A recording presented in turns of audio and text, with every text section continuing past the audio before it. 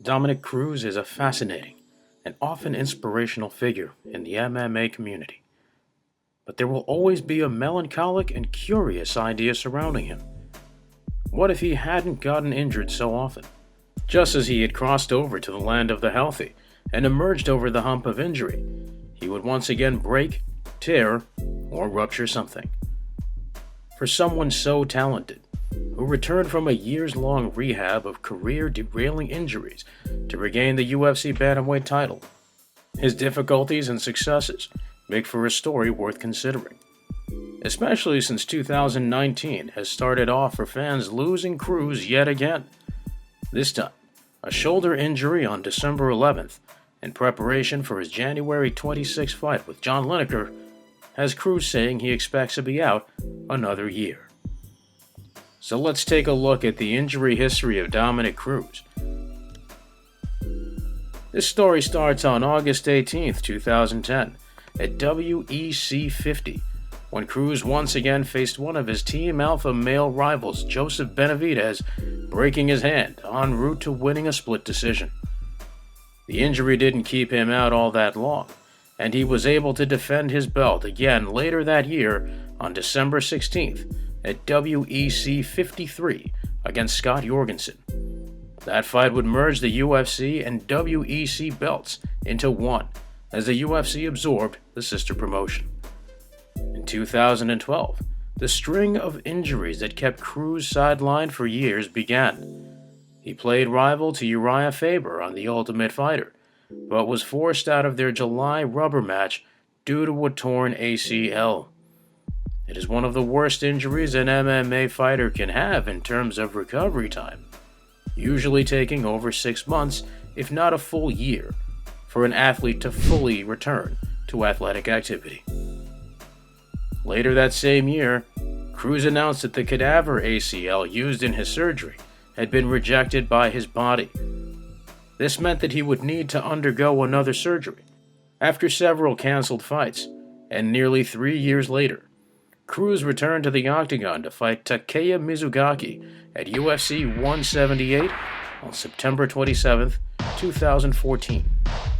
He made a massive statement, both as to his form and how well he had healed up, by KOing Mizugaki in the very first round after catching the Japanese fighter with a takedown.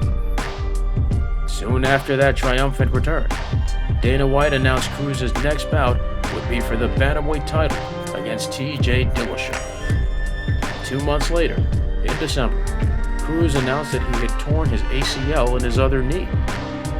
"It is with great sadness to report I have experienced another ACL injury," Cruz wrote.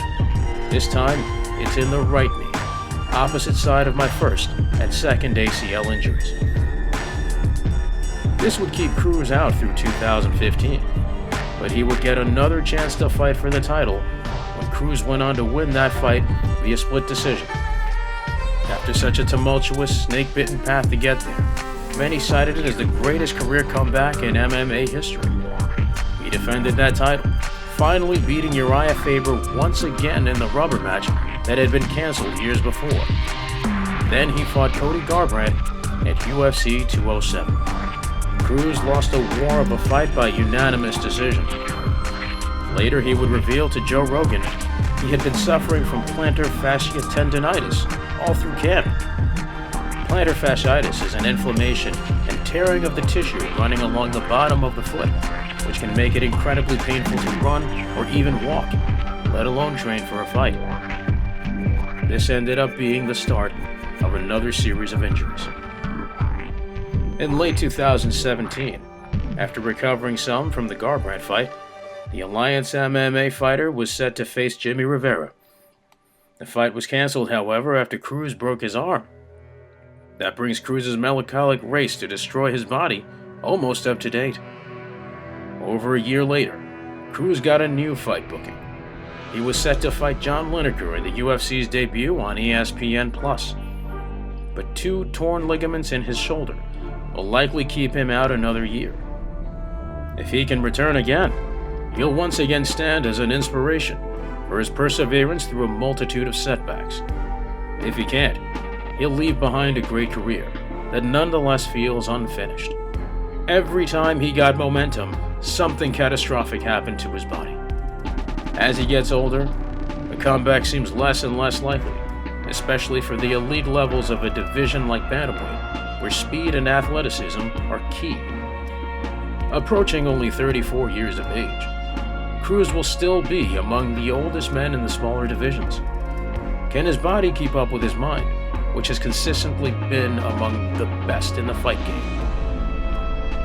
There is some solace that when he hangs up the gloves, fans will still likely have him commentating in the booth and from behind the desk during UFC events.